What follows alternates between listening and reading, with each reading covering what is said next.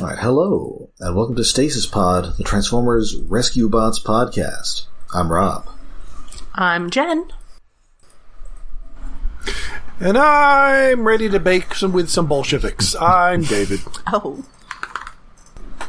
Hi, Oh, I wonder if there's a great Bolshevik bake-off. Maybe. Oh, there's probably different versions of that. There's the British one. Is there an American one? Are cats doing things? Yeah, she knocked the USB cable as exactly as I had been telling her not to do. All right. Oh, no. I am recording again. All right. Okay. Well, welcome to the second episode of the fourth season of Transformers Rescue Bots. This is Bridge Building. First aired April 23rd, 2016, and written by Brian Holfeld, frequent Rescue Bots writer, last seen in these parts, writing I Have Heard the Robots Singing. Ooh. Oh. We are already doing a better job of having a meta plot than our bigger siblings over on Robots in Disguise. We are indeed. So in the last episode, the Rescue Bots revealed to the townsfolk that they are indeed sentient space aliens. Dun dun dun! And now it is time for, of course, the last person who you would want to know about that to report that to the world. In this case, Huxley Prescott. Still living in his van, I guess. Possibly down by the river. Still in his van. And he is going to send this to the networks. He's on the phone with them. It's me, Huxley Prescott. Yes, the crayfish race guy. Good callback. And yes, he also says that he's reported on everything, from bake-offs to Bolsheviks. Yes. How long has he been around? Oh, no. Did Huxley Prescott report on the Red Scare? Is he also actually mysteriously much older than he has any business being? He's not Victorian, though. Is it also possible that Griffin Rock had an incident like in that movie The Russians Are Coming? Where this Russian sub surfaced around there? Gonna get some absinthe and pour one out for Dr. Morocco. Oh. Was he chanting Wolverines? Well, maybe it was like a Red Dawn scenario. The original, not the bad remake. Yes. No, where America's attacked by North Korea. Yeah. What the fuck? That's likely. I watched one of them and I don't even remember which one. Was it the one where everyone was extremely 80s? I think it was actually the remake just because it had, what's his face in it? That one Chris. Chris Hemsworth? Yes. Chris Hemsworth. Yes, I'm pretty sure he's in that one. And then the 81 has Patrick Swayze and Jennifer Grey and stuff. Yes. No, that's, you're thinking of Dirty Dancing.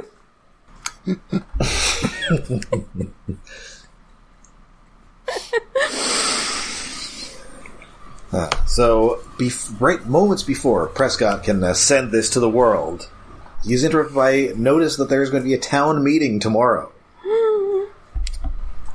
Oh. So maybe he will wait and report on the town meeting first. Yes. So, meanwhile, the rescue bots have received so many fruit baskets. So many fruit baskets. So Blades many. is thinking that maybe they should let them know that they don't eat. That might be wise. They're going to have to donate the fruit baskets to someone. It's not like there's poverty on Griffin Rock. No, I guess they're going to ship them to the mainland? Or They'll figure something out. Maybe the Burnses will just all eat them. What? Still, I don't know if somehow a that's lot of got fruit enough. is going to go to waste. I don't know if that's got enough meat for Cade. I'm sure Danny Or they're going to have to make a lot of... They're going to make a lot of fruitcakes to cover that? Danny and Graham will eat them. Yeah. Probably Cody. He eats his veggies. Anyway, Heatwave's still a little apprehensive about this whole thing, and it turns out maybe he was right to be, because Mayor Lusky has just decided, he's very excited about getting all sorts of robot tourism. Yeah, of course he is. Of course he is. that makes sense, but also does not make any sense in the long run. No. At some point, they've really got to tell him about, Decepticons. Yeah. Oh, they're going to have, animal people just coming to the island to attack them? Or animal robot people? These random, shark robots and... I mean, that's better than, mech. You don't want mech showing up. All the lobster and crab mechs just show up. Yes! For the next Crab Fest. Or Flopster Fest. Just Bisque and whoever that second one was. Oh, the blue one. What was the blue one's name? Thermidor. Yes, Thermidor. And then Clawtrap, the other crab guy. Yes. And then Crustacean, who's like a shrimp. Yeah. Also, of course, Clampdown. Well, yes. Yes. And I don't know, maybe, you get some other shellfish in there. You can get Octopunch. Yes. Not sure if they grow in the northern waters. So Mayor Huxley's on one side, and another side represented by Milo, who has just decided that they're aliens and they're bad, so I'm just going to retreat to my doomsday bunker. Oh, yes, Milo has such YouTuber lunatic energy. I do not care for it. Kinda. I'd say more Twitch streamer, but yeah. He is very much a doomsday prepper. Yeah. Yeah. Yep, he's going to retreat to his bunker. But his character design sort of screams like 90s hipster.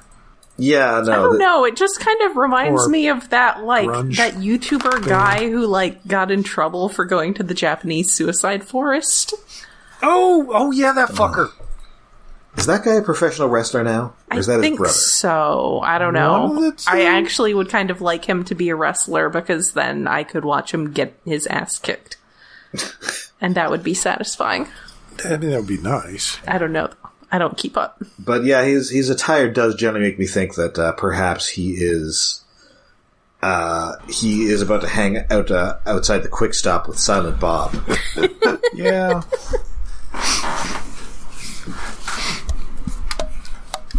Oh, anyway, why do I have a note that, Blades is holding an Aliens Anonymous meeting? He did something at this, but because he's, Blades has a whole speech prepared, but they decided to let Heatwave speak instead. Aww. But Blades is so friendly. Heatwave doesn't want to talk to people. He's such a good boy. Oh, right, because he says something like, "Hi, my name's Blades, I'm an alien." Yes. Hi, Blades. Or some to that effect. When everyone does say hi to him, it's very stereotypical. Very cute. Yeah. But, Mrs. Niederlander, she demands a vote. Yes. Should be a democracy. She's surprisingly strongly pro-robot here. Yeah. I mean, she's the one who figured out they were aliens, apparently. Yeah, she's figured out a while. Well, and she does know something about keeping a secret for years, because as you will recall, she was secretly the rider of Midwinter. Yes. And still is, possibly. She had the bet with Huxley. No, the family took it over. That's right. But yes, despite being an old person, she's pro-robot. Well, she's pro-secrets. Me too, buddy. Me too. And more than anyone else on the islands, she knows how much good the robots have done, saving her cat every week from himself. Yes. And various other horrors. And meanwhile, so they head back to the base, and Blades has decided he's going to start his own fan club, and he starts autographing a bunch of pictures of himself. Yes, he thinks that they should all start fan clubs and see who gets the most members. And we never know who will have the most members. It'll be me. Also, at the meeting, Boulder was... I don't know. He's got a human girlfriend, is what I'm saying. Yeah, he was flirting with, a gardener. Oh. Yes.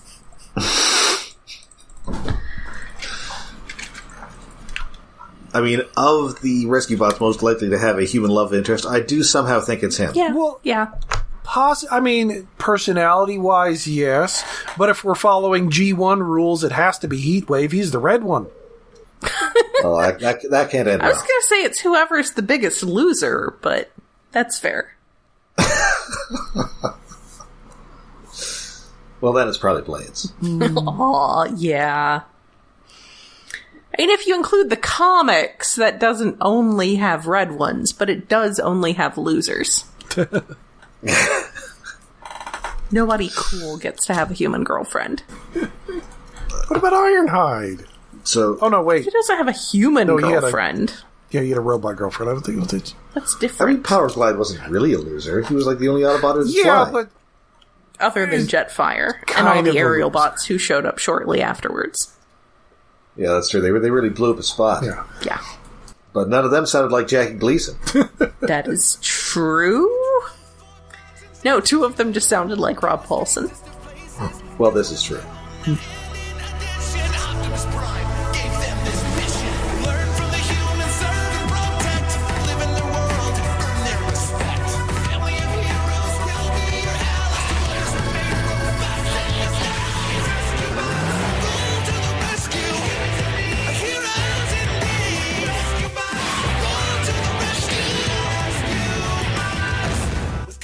Anyway, so Heatwave, he's just mad because he's lost his alone time. Now everybody wants him to be, they want to know all about him, and he does not like that at all because he's basically Wolverine. Yes. And meanwhile, Boulder, Doc Green, and Graham are working on the ground bridge. And I note here the soundtrack turns very Stargate. Oh, I did not notice that because no, I don't know that much about Stargate music. I guess I didn't remember, but visually we get a lot of Stargate. Yes. Something chevrons. Yeah. Something MacGyver. Chevron 1 encoded, MacGyver, yes. And or Kurt Russell. Yes. Yeah, MacGyver's better. Agree to disagree. This show was really fun. Yeah, but Kurt Russell. I mean, as... Kurt Russell, though. If we're going purely on the actor, yes. But I'm going on the character. And also that movie has James Spader. It does. I saw that movie in the theater. Ooh. Very cool. Didn't everyone? It was big. It wasn't that big. I mean, it wasn't big enough that you'd expect it to produce, 3 television shows that lasted about a dozen years apiece. Yeah, you really wouldn't. Okay, admittedly, that was pretty shocking. But it's a good setup, unlike Independence Day. It's hard to redo Independence Day as a series. Why, not on a TV budget, that's for sure. No. Anyway, so we're stargating, and we radio into the mainland, and that's we're checking in on our old pal Salvage and Blur. Yay! Happy to see the boys. Salvage, still the level-headed one. Heatwave, not happy to see Blur. Well, no, nobody is happy to see Blur. Poor guy. Salvage is happy to see somebody who might save him from talking to Blur all the time. Yeah. And Heatwave's all, the ground bridge is kind of a low priority. Do we really have to do this? But then the chief comes in and says, hey, maybe we should prepare for that vote tomorrow. And he's like, maybe this ground bridge is a high priority, and we should work on it immediately instead of doing other things. Doing what the other things that I do not want to do right now. That's right. Good job. So they fire this thing up, they test it. Blur just immediately goes through it way too fast and almost runs over Cody and Frankie. Absolute top speed through a portal that he does not know what is on the other side. So good job, Blur. Lucky you didn't get yourself and possibly others killed. So the two of them decide, we're going to go through on foot this time, but we want to see what a space bridge is like. We're not, we're not afraid of it like Reginald Barclay or anything. So we're just going to go through. They get there and they find that indeed that hangar where they all scan their vehicle modes is still just a hangar. At least it appears to be. But it turns out all the cool stuff is underground. Well, yes, as we learned between seasons, Transformers can just build an entire complex underground, under your backyard, without anyone noticing. Yep. As we learned from Transformers Go. Yes. Also, they have no qualms about doing this with no consent and no proper, permitting. Well, no regard for human permitting laws. Human zoning rights only extend above the ground level, I guess? Wait, no. I'm going to say that's probably not true. No, that's definitely not true. Optimus, did you pay for this property? Is this zoned for that construction? Have you contacted the city council? No, they do not have these things. I assume this is a government thing still. Oh, yeah. Fowler, more paperwork. Yeah, I guess Agent Fowler has probably continued to do some hand-waving. I like how anytime there's any kind of questionable stuff like that, we're just like, Agent Fowler. Yes. Whenever you see something like that, a wizard and or Agent Fowler. Yes. Oh man, I'd love for the rescue bots to encounter a wizard. That would be cool. Well, they encountered a magician. Yeah. They did? Wait. Yeah, Doc Green's sister, who was, what's her name? Oh, right, yeah. Cree Summer, right? Cree Summer. Who was a magician. I forgot about that. Yes. And the episode was maddeningly entitled More Than Meets the Eye. Yes. It wasn't a good title. No. I mean, I guess they have encountered a wizard, basically. Effectively. So they come back, except they don't come back. They radio into salvage. They're like, have they come back through yet? They did already? Oh, I've seen Star Trek the Motion Picture. This isn't good.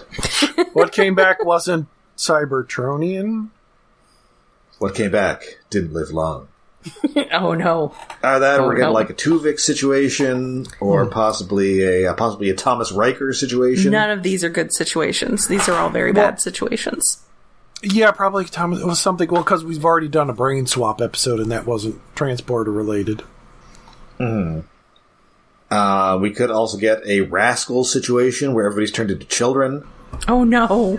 Or some sort of size-changing incident. Sure. You get like a Spock 2. Yeah.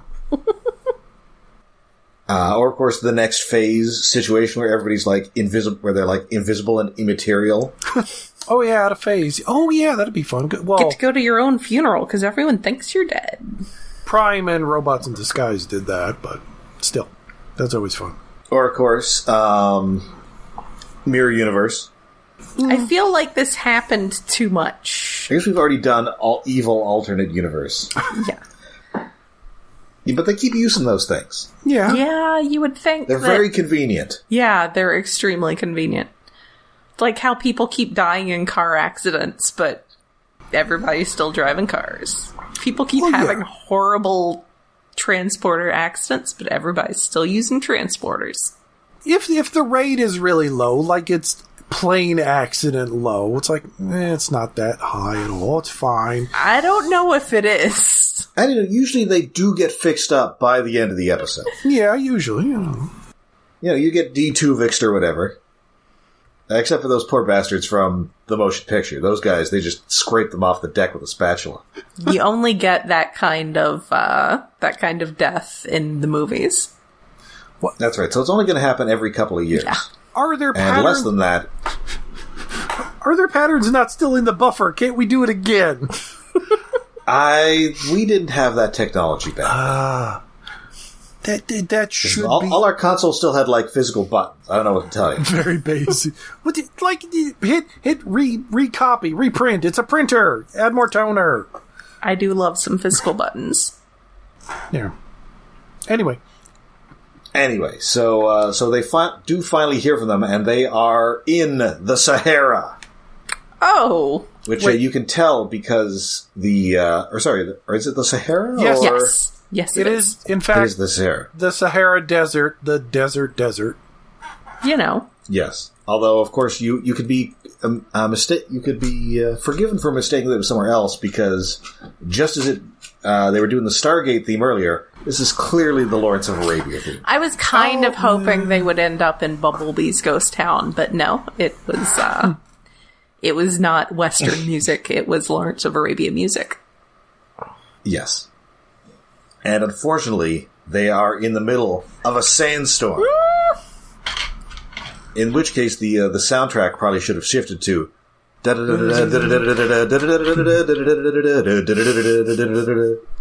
it really should. I'm sorry, this podcast has just been hit with a copyright claim by Darude. Oh yeah, you'd almost expect that song to pop up more often, but it really doesn't. It's kind of a gag now, I think. I guess. It was a really catchy tune. It's hard to call it a song.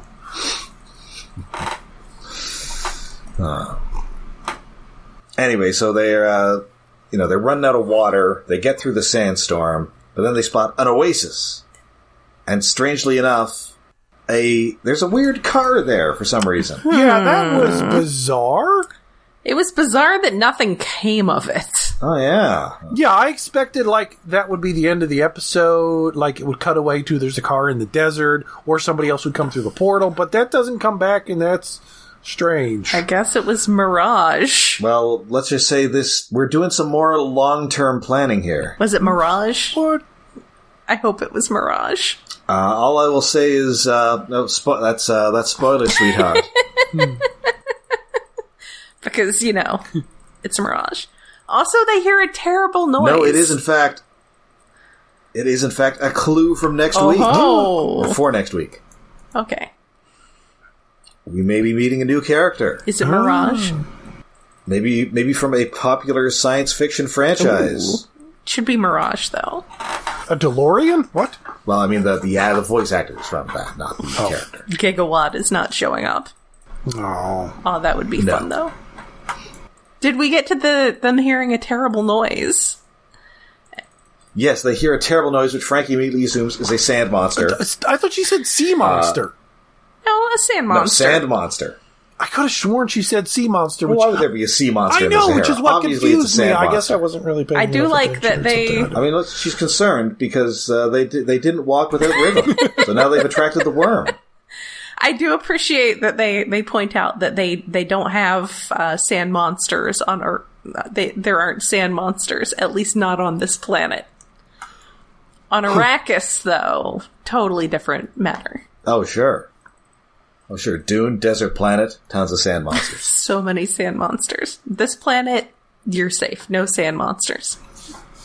I don't know. What about that Mongolian sandworm monster? I think that's also not a real thing. I know it's not real, but cryptids are funny. They are fun. No, they do find what could be considered a sand monster. A camel. Yes, it is a camel, and it's mad at them, so it just kind of makes a weird camel noise at them and startles them enough that they fall into a big sand pit. Hey, some livestock animals can make really crazy sounds sometimes. Like goats. Oh, like those weird screaming Taylor Swift goats? Yes. But also like this camel. So now they are stuck down in the sand. No one is a jeep. No, Cannot but drive good up news, the sides. somebody... Oh, but you can't you? Maybe if you're a boat. Yeah, this is some Tears of the Kingdom shit, man. I mean, technically he doesn't actually drive up it, he's winched up it. It's an inventive rescue bot solution to a weird problem. There's some sand sled activity going on in Legend of Zelda Tears of the Kingdom. So basically they have to get back to where they got in, but they have since moved there, and they have to get to this sand pit in order to do so, but they can't because they're in this sand pit. So the answer? Boat. Yes. Sand boat. It's time to be a sand boat. Tears of the Kingdom logic. Be a sand boat. So I have to beat the other one first. So they get in, and all is well until it turns out that they now have to rescue that crazy conspiracy theory guy because his doom bunker has been buried in an avalanche. What? Landslide. It's mud. Yes. Yeah. After Jerry came to deliver a year's supply of peanut butter. Peanut butter's good stuff. That's good survival food. Our regular heavy truck delivery guy is back. Yes. Yes. And somehow not with a truck full of poison this time. Yeah, lucky him. My only question, smooth or chunky? Oh, maybe it's poisoned peanut butter. I bet he likes chunky. Or maybe it's... I like chunky, which is surprising because I'm usually not like a textured food person, but I bet this guy... I like chunky. I bet this guy is someone who likes chunky as like a point of masculinity. I do. I don't really like peanut butter that much. It's generally okay. My problem with chunky is the chunks always seem too big. Like if it was more granular... No, you gotta have a good crunch to it. Oh, no, that's just gritty. No. I want... Gotta have a good crunch. If there was a middle ground between the two, I would probably prefer that. Like, small grit. Small chunks. Now, my thought is that maybe it's not either of those. It's like that sort of organic peanut butter where it doesn't have the emulsifiers in it, and you've got to friggin' churn it. Well, you can have... Like you're the Amish churning butter for half an hour. That comes in chunky. I know, because I've bought it in chunky before. That reminds me. I think I have... That stuff is the worst. I think I have some hazelnut chocolate stuff that's like that. It doesn't have any emulsifiers in it. That I haven't stirred in a while. I know. Give me emulsifiers. I need to go stir my This isn't 1873. I don't want to... I don't want to have to process my peanut butter before I eat it. I want a sandwich now. Wait, okay, question, because we're being hot takes right now. Reese's Pieces, or Reese's Cups. Delicious. Depends on what I am doing. Do I have time to deal with melty chocolate? Like, if I'm at a movie, it's definitely the Pieces. If I'm just picking up a quick snack, it is definitely the Cups. All Reese's are valid. Yes. I will eat candy corn long before I'll have Reese's Cups. You are a madman. I hate chocolate and peanut butter. There are two things that should not go together. What? That is... Wow. What? They're two great tastes. No. That go great together. Chocolate is... Well, that's my problem. I don't think I like peanut butter. I like peanut butter on crackers. That's about it. That is a wild take. I hate Reese's so much. Wow. Like, don't let Will Arnett know. Like, if I would get them for Halloween, I would eat the chocolate around the peanut butter and throw that out. Madness. You are a deranged person. Yeah. Or as best I could. Usually I would just eat around the edge. Because that's about all you're going to get. No, I don't like candy corn, but I will eat candy corn. I won't eat Reese's.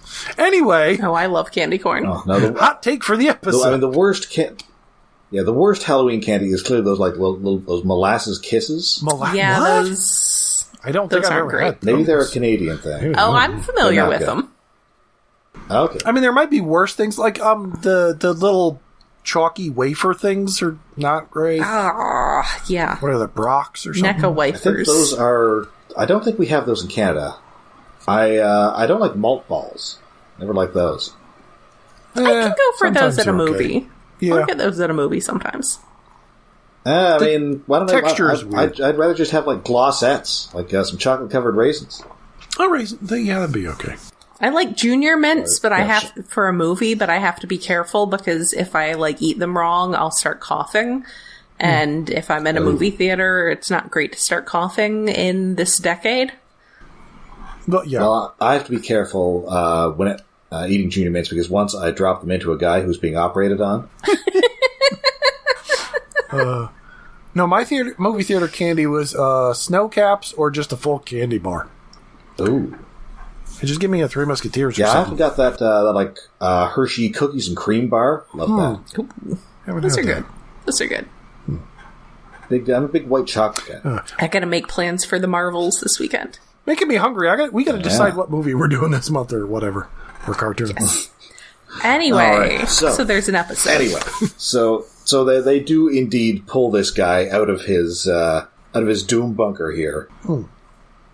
Oh yeah, and also when they get back from the Sahara, they take this camel with them accidentally. Oh yeah, and then they say they're going to donate it to the local zoo. That's good.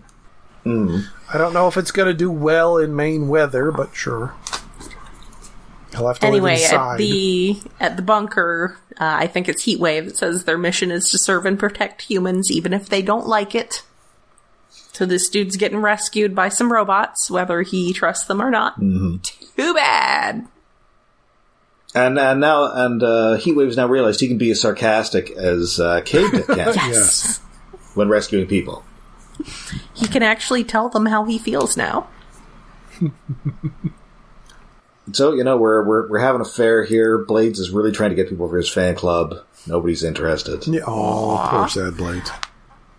How about some free helicopter rides? Everybody wants free helicopter rides. Heatwave is very popular because despite his personality, he is still a fire truck, and kids love to touch a truck. Yeah. Mm-hmm. Everybody loves touching that truck. You would think Boulder would be popular. Not sure about Chase because A-Cab. Yeah. Yeah, well, kids. He's talking about laws from other planets and how they're similar to Earth or some nonsense. Yes, and somehow has a crowd. Not a big crowd, but there's a crowd. Interested in hearing about alien stuff. Anyway, so it's now time for... Boulder! No. We can't skip over... Or no, that's at the end. Never mind. Isn't it? Boulder's painting. What's Boulder doing again? The painting the Flopster. Oh, yes. Yes. Yay, Flopsters. Oh, yeah, that's before the vote. Okay. My chronology was going off. Always love a good callback to Flopsters. Mm-hmm. Yes, and the Flopster was wearing a little sweater. So cute. And so, but before this vote, Mrs. Neelerana gets up and gives like a stirring Mr. Smith Goes to Washington speech about the rescue bots. Yes, and democracy.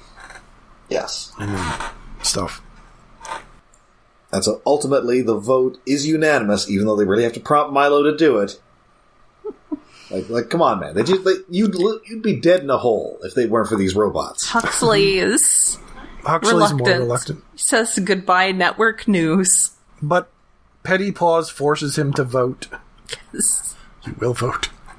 Oh yes, yeah. She says that if you don't vote for the rescue bots, her cat is going to fight. Which, okay, old lady. The Petty Paws is up for it. He's hissing. He is. He's ready. Oh yeah.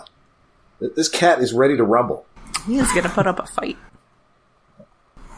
And then the mayor goes along with, well, the people have spoken, so we're going to keep the rescue bots a secret, and we're also not going to kick them off the island or anything. Yay! Yay.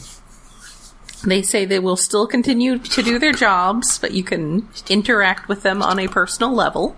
Heatwave says not too personal.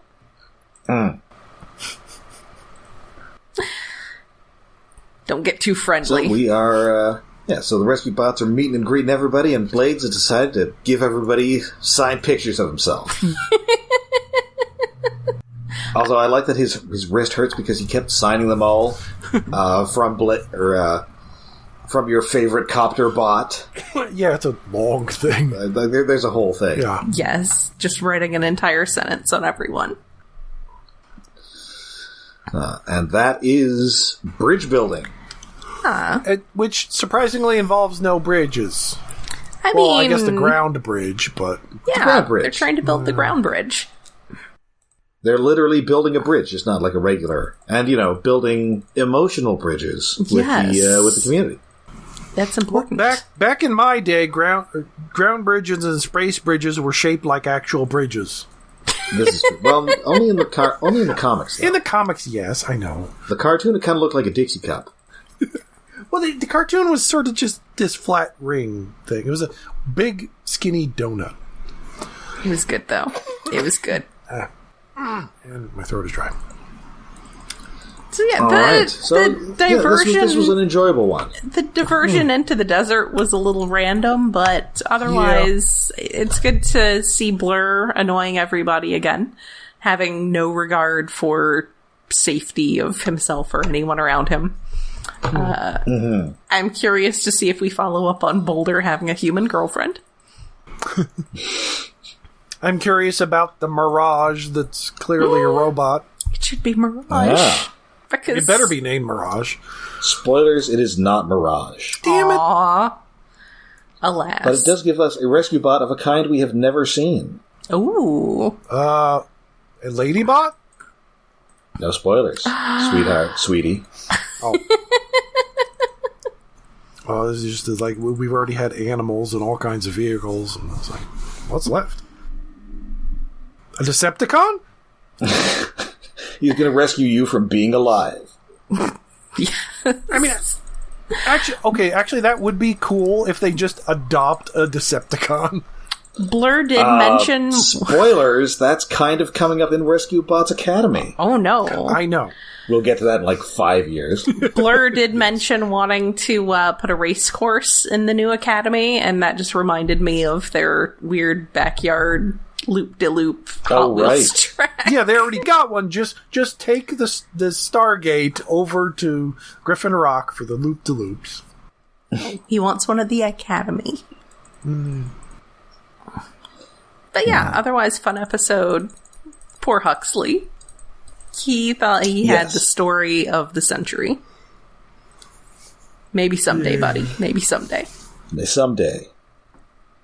Someday it'll accidentally get leaked, and it'll be a funny future episode. I mean, unlikely, but it would be not surprising.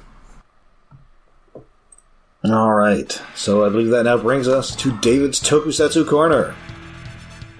Yes, this week on 1, 2, 3, 4, 5 man scary date. Ooh, is it with? Sounds like most of my dates. Is it with a date with a demon sword? Yeah, I had one of those. No, it's not a demon sword, sadly. Okay.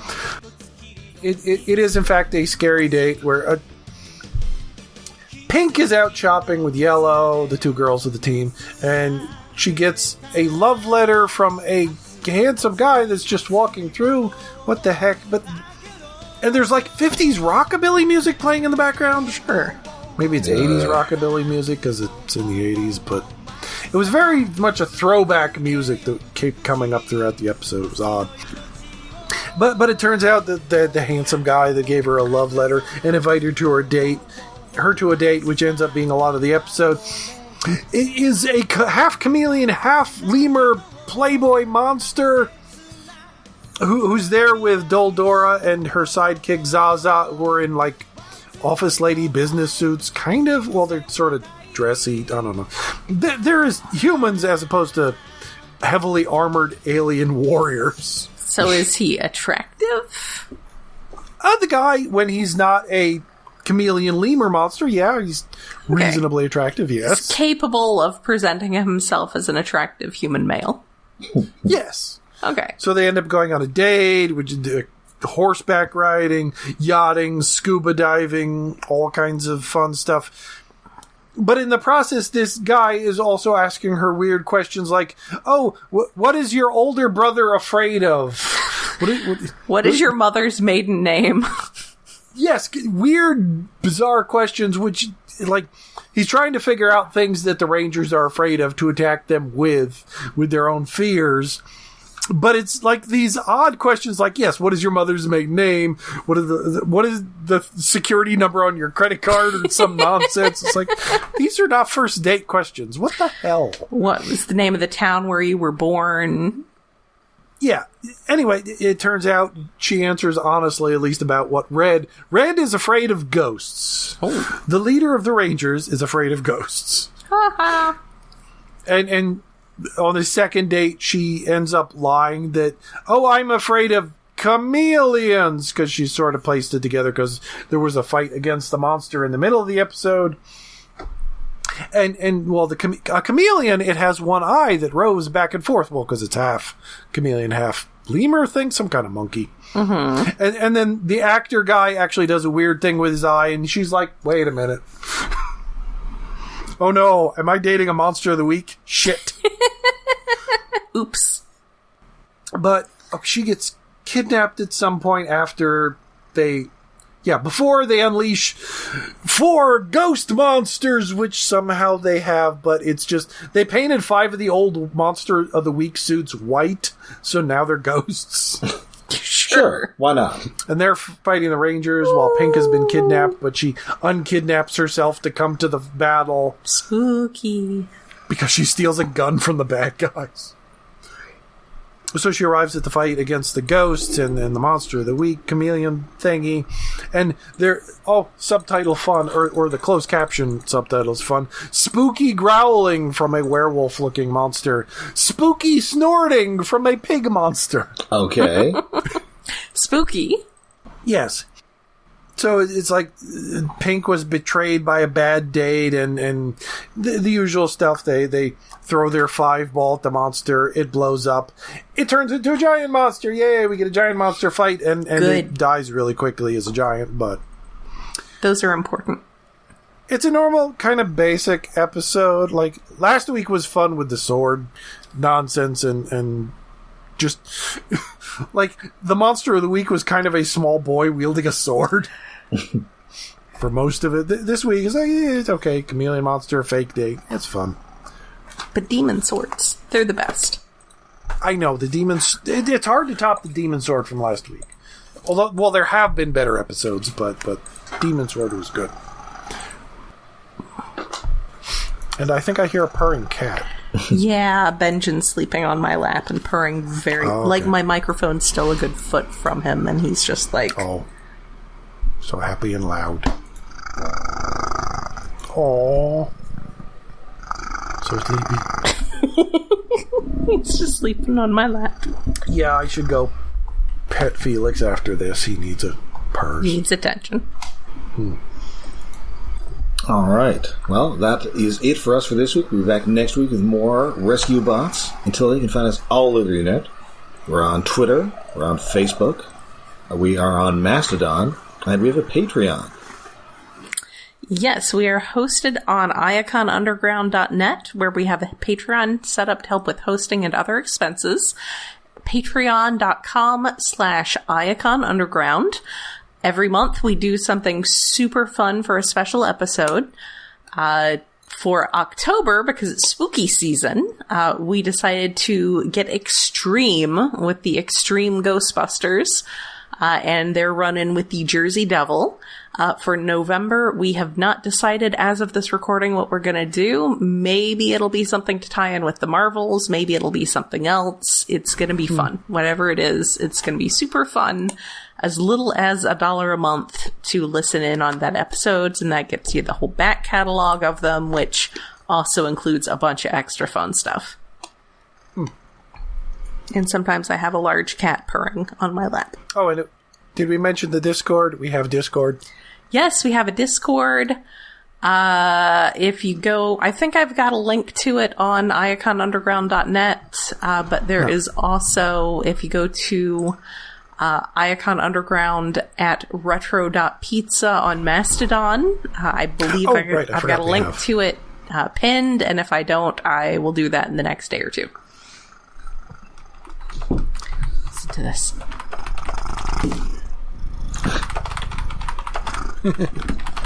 Oh, he's waking up. He's like, why is the microphone in my face? What is going on? Oh, and Fridays on Discord, we usually watch Tokusatsu. Currently, we're in Gokaiger, and I think we've started Guyford now. Mm-hmm. Saturdays we watch Farscape or something. Sundays anime sometimes. Although I've been considering watching the Headmaster's dub on Sundays. Yes, you should do that at some point in the near future. Oh man, so bad, so amazing. Because I've only ever seen bits of it. I forget if I've seen a whole episode. Oh no, I've seen like 2 whole episodes because we did one for the podcast, and I think I saw one more. Yes, we did the Evil Meteor, and then you should at least see Life Can Be Sacrificed for Peace on Earth. That might have been the one I've seen. Chrome Dome, I'm gonna send you to hell. Not likely.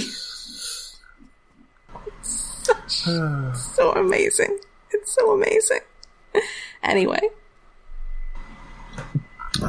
All right, and so that does it for us for this week. We'll be back next week with the answer to the mystery of who is that mystery car.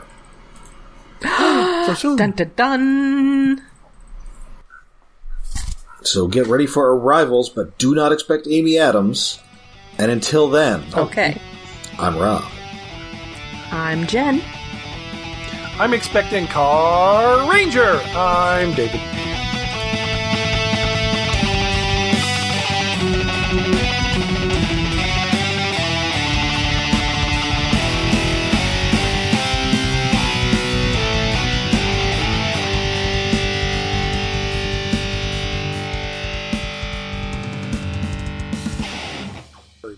Okay. Are we actually recording? Do not disconnect things, kitty. I was going to say, I am recording. I just didn't know if we had Rob. Okay. Hey, Rob's here. Okay. He's just quiet. Maddie, do not do this. Do not rub up against the thing.